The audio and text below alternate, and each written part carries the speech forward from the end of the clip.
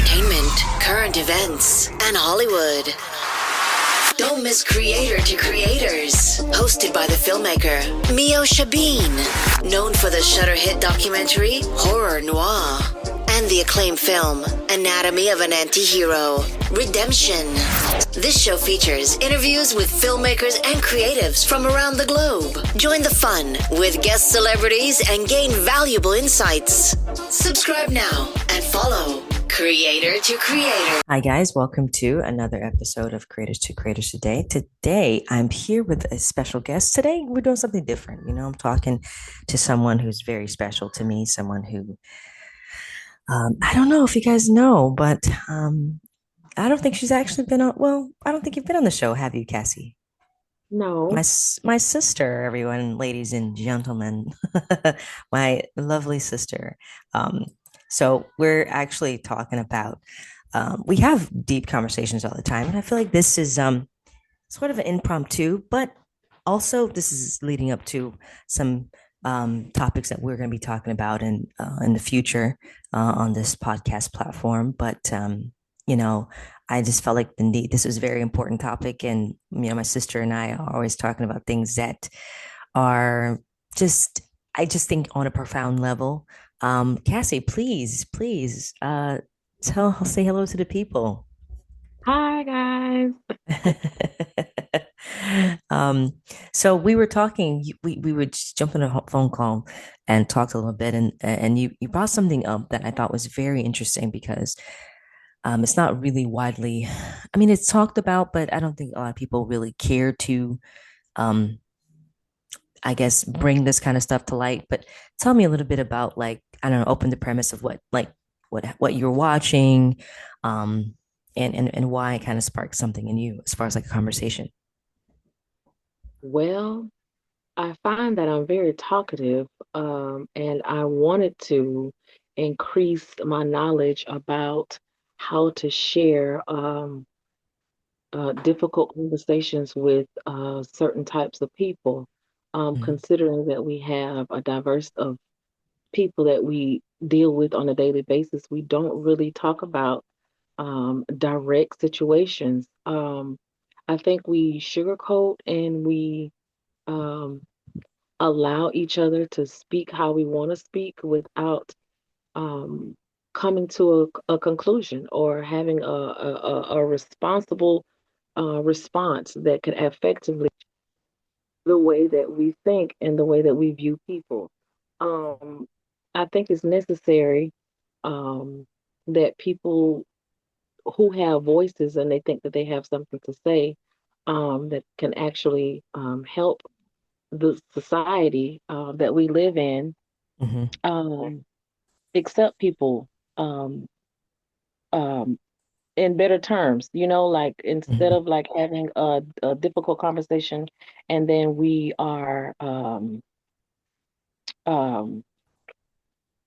we are influenced Mhm. by each other's background, and then we have created a difference that we can't put aside.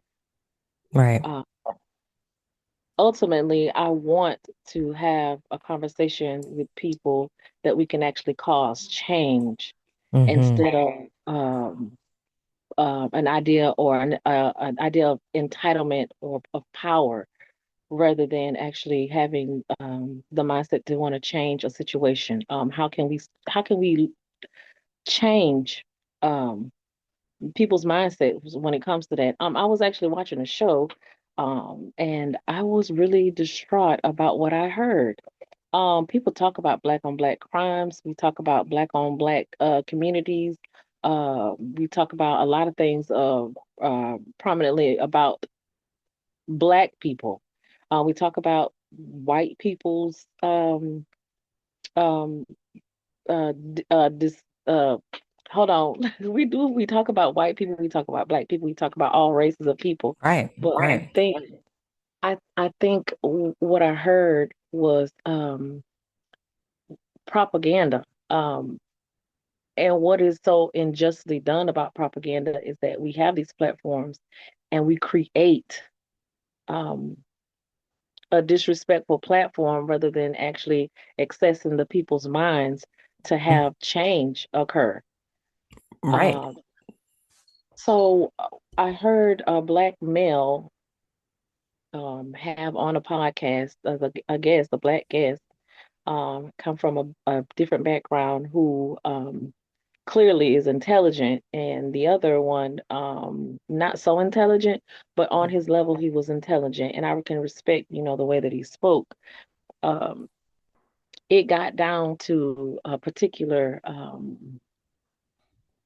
importance of how someone views someone, or if someone says something, they Mhm. want they want a response Mhm. on how the person is viewed on their platform. So instead of stating or giving an example, instead of giving an example to the person, they were going toe to toe. Um, Mm. you know what I'm saying? Like the toe to toe was not necessary. I think having especially a black culture and black activists Mhm. who represent a wide range of the black community come on and downspeak or disrespect another black man um, in disregards of his upbringing or the background, I think is Mhm. disgraceful and it's distasteful. Mhm.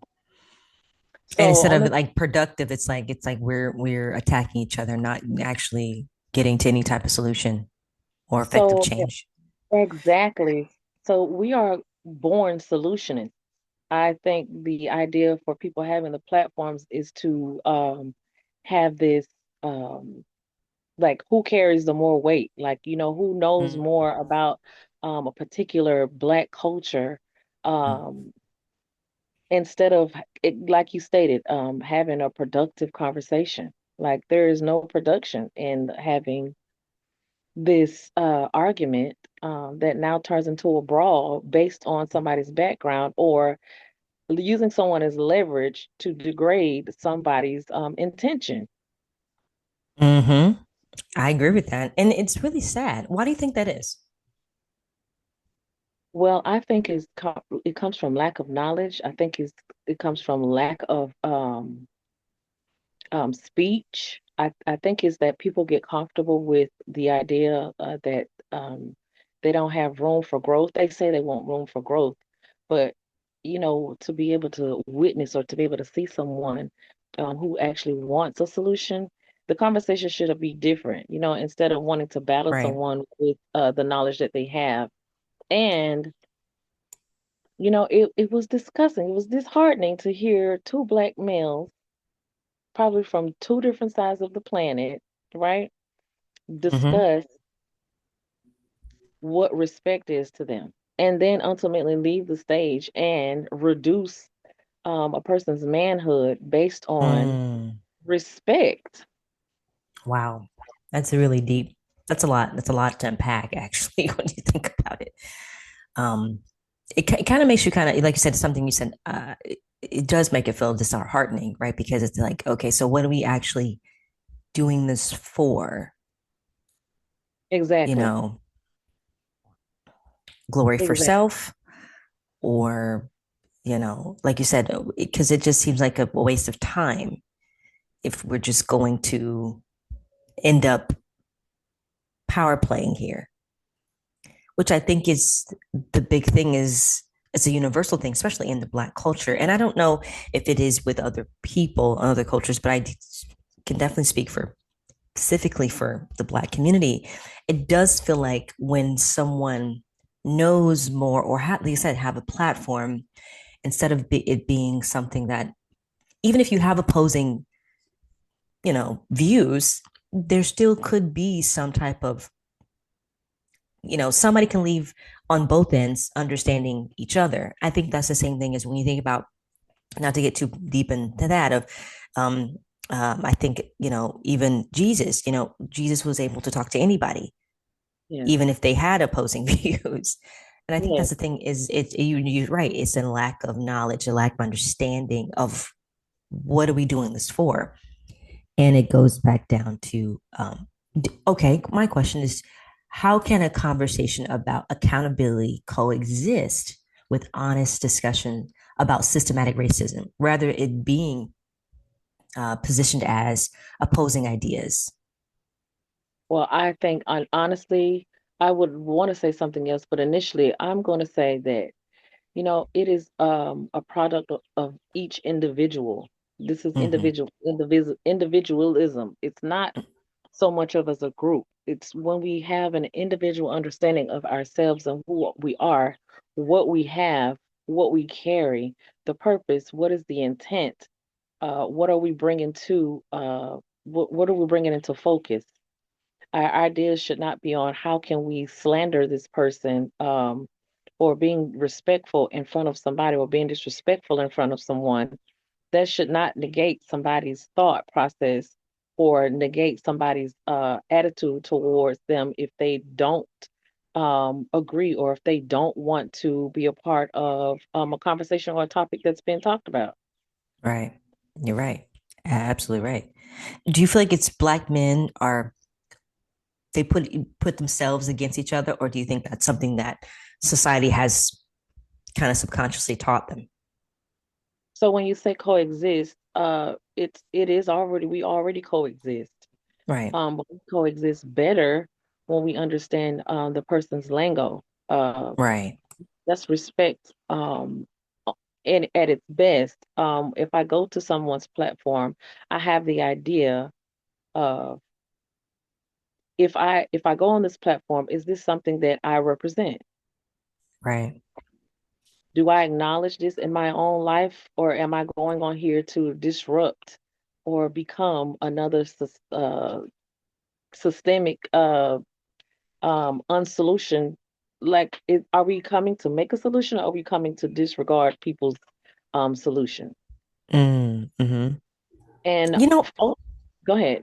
no, no, go continue. Sorry, go ahead.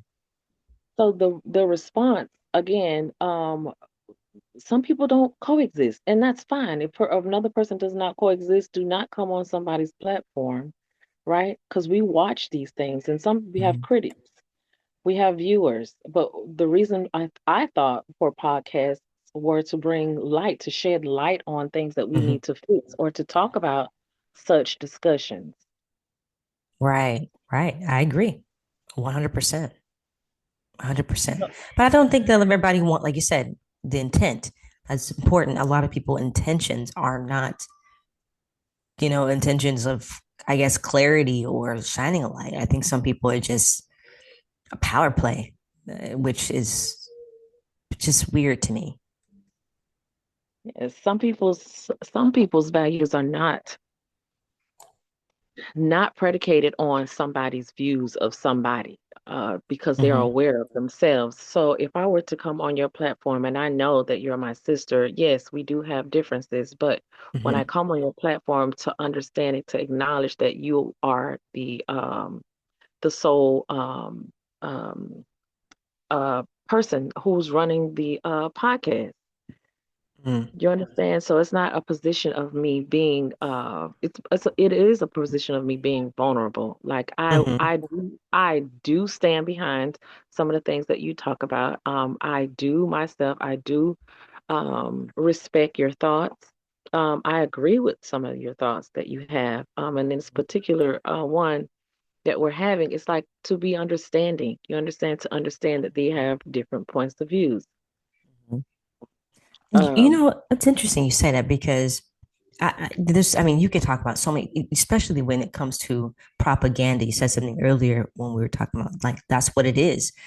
But how does propaganda influence public perception of Black communities, right? Particularly in framing, I don't know, crime or with equal context around inequality or structural harm. Like, how does propaganda influence the perception? oh wow, propaganda now is like drama. Uh, it happens so much, and on the podcast, and it's happening a lot more. And why do I think it happens? Is that the question? Yeah. Yeah.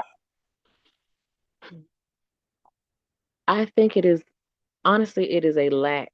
of respect for an individual.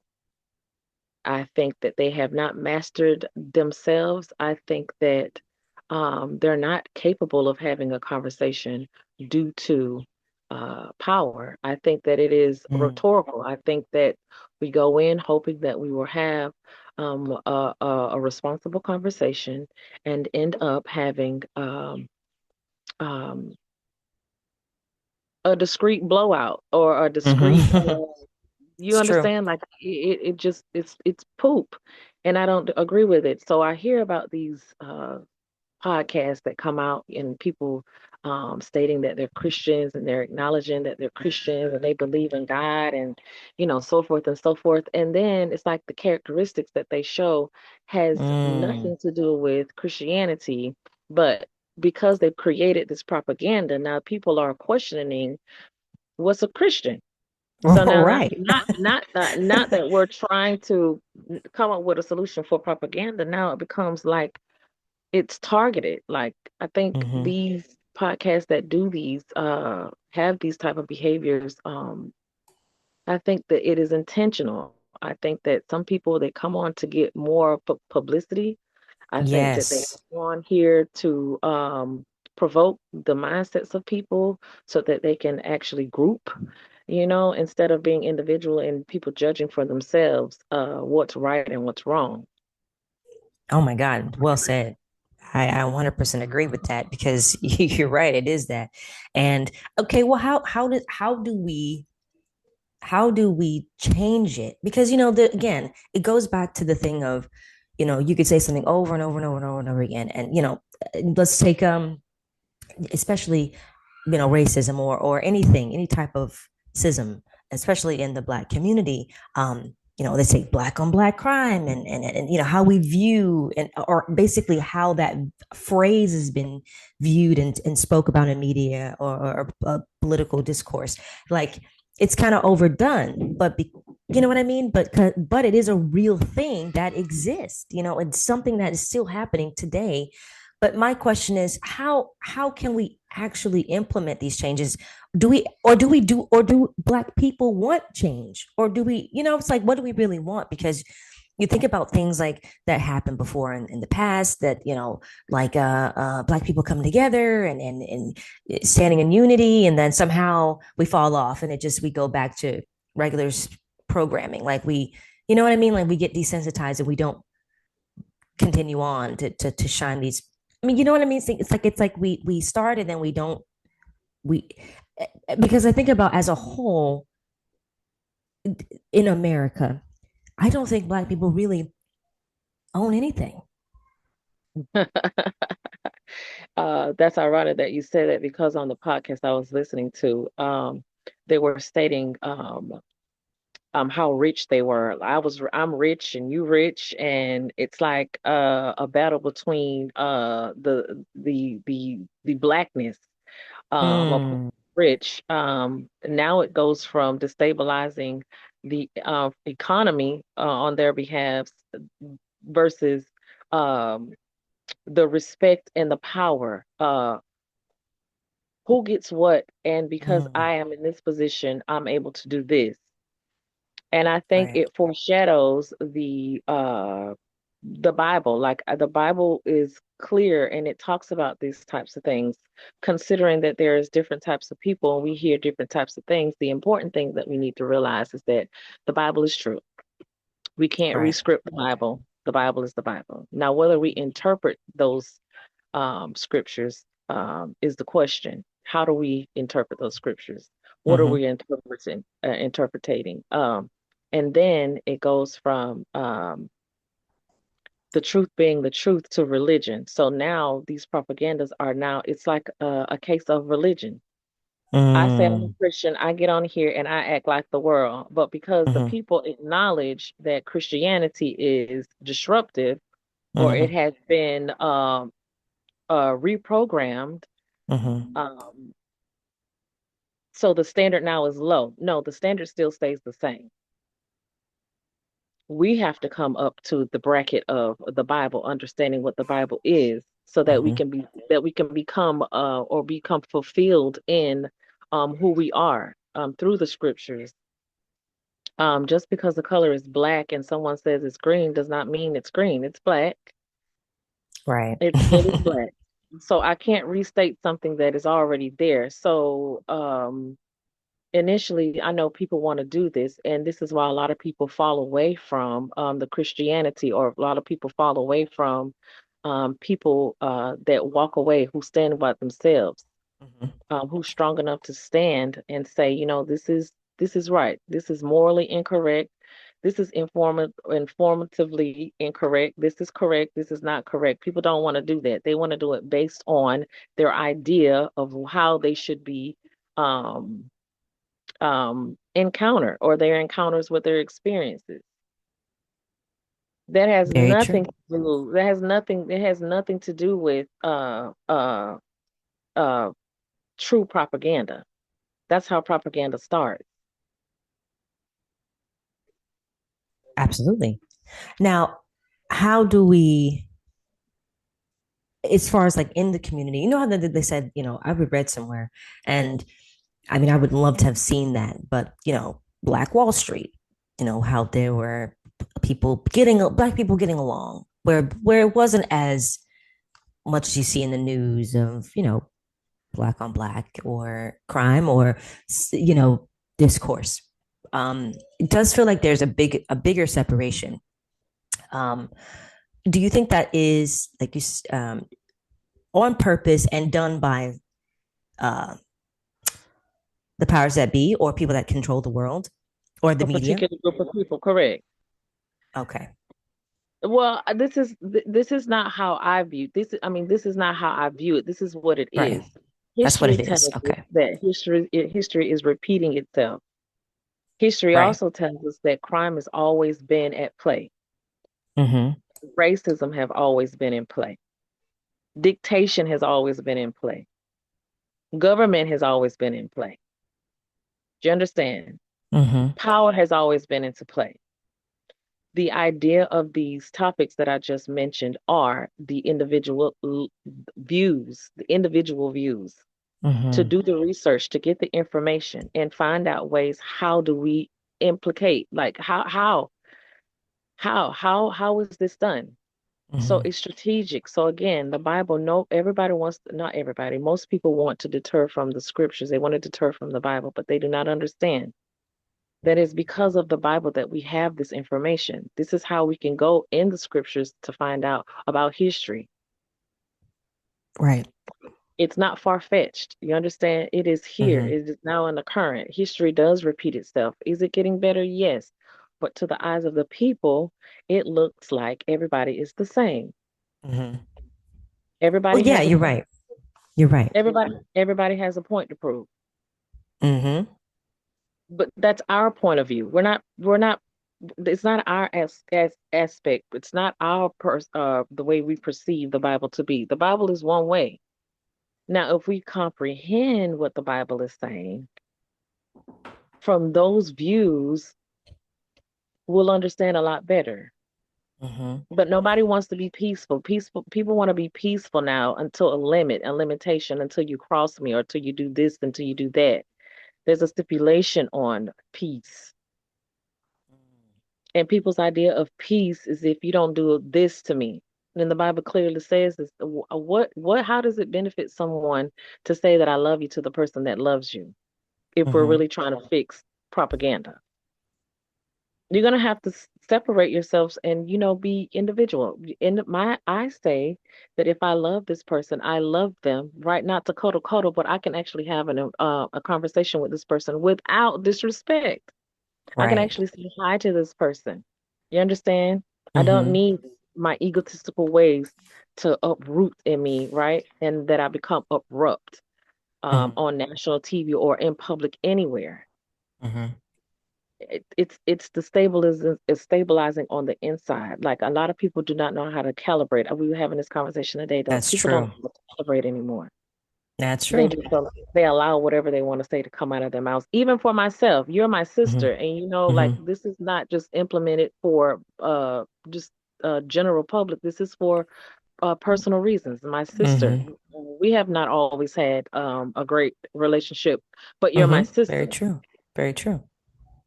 You're my sister, and I want to have a good communication with you, and you want to have a good communication with me. So Mm-hmm. what do we meet? I Right. allow you to talk, you allow me to talk. We hash out our differences. We Mm-hmm. talk about our differences. And if it's something that you don't like, you make me aware, and vice versa. Mm-hmm.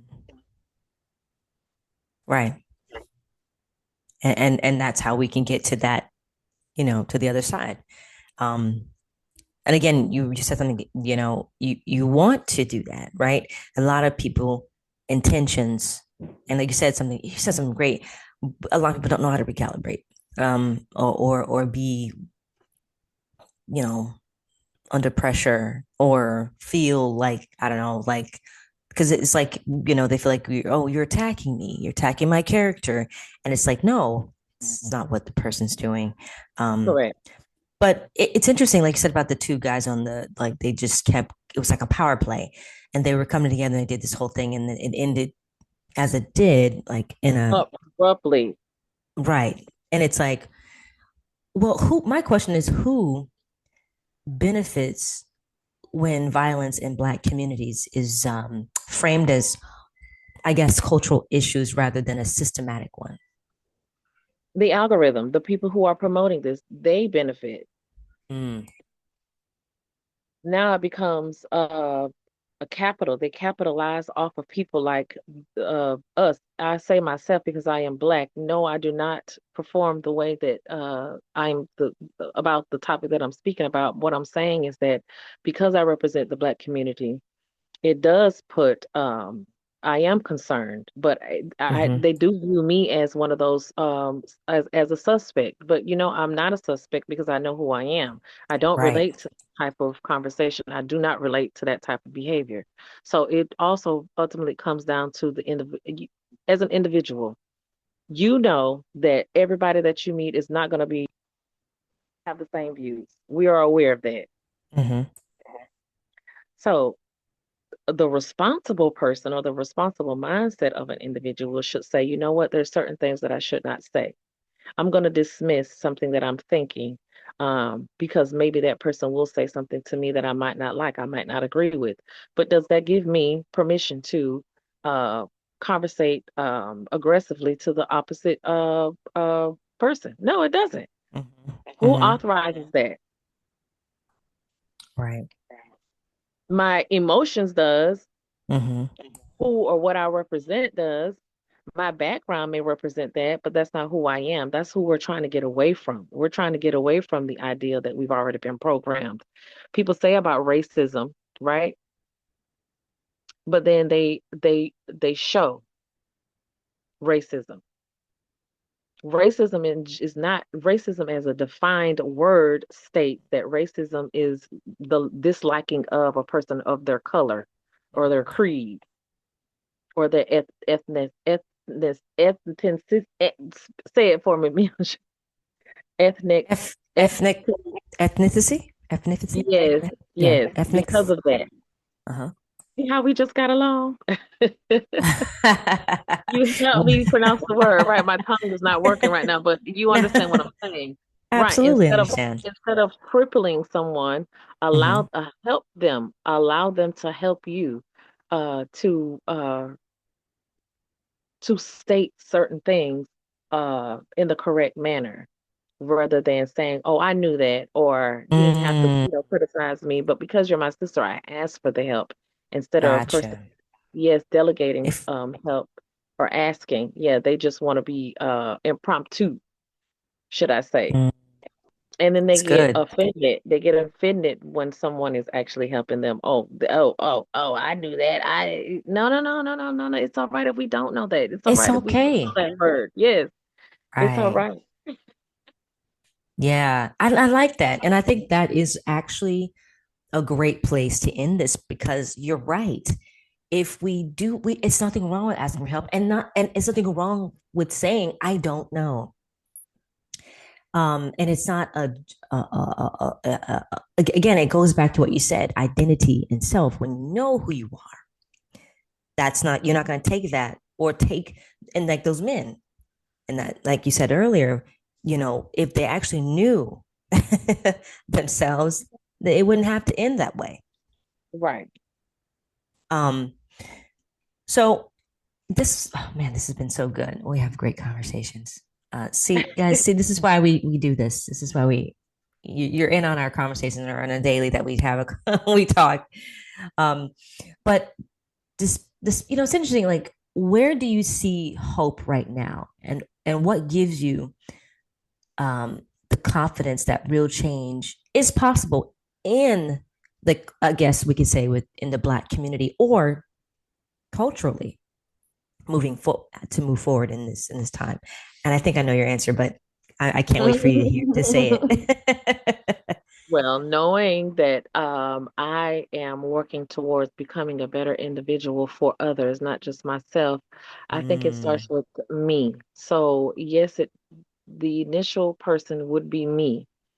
Um, and also knowing that other people and some people that I do not need to be around. There's some people that I do not mm, need to entertain. There's some people that I do not need to be around. It's just, a self-awareness of, if I know that something is happening here, do not go over there. You understand? mm-hmm, They might not receive mm-hmm, unless I know that I have the answer. We have the answers, but you allow the person to come to you, and they eventually will because they see the mm-hmm. difference in. That's good. That's good. That's so good. I so appreciate you, and thank you for, I just really love how your mind works.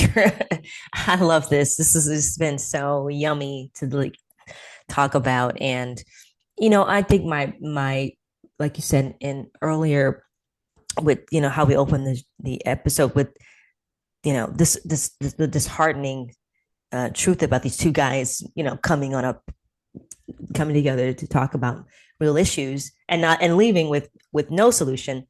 Correct.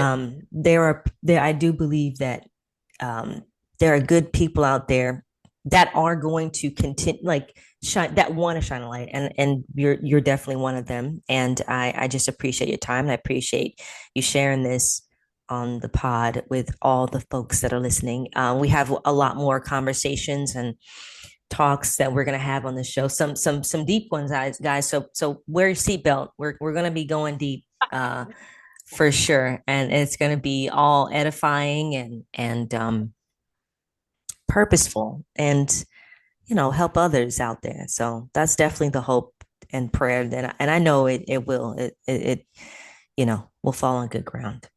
So thank Yeah. you, Cassie, for coming on. I appreciate your time. Thank you, Meosha sister, for having me. Absolutely. All right. And guys, thank you all for listening. Oh, by the way, before we end it, Cassie, where can people follow you on social media? Or what are you on? Are you on Instagram more, Facebook more?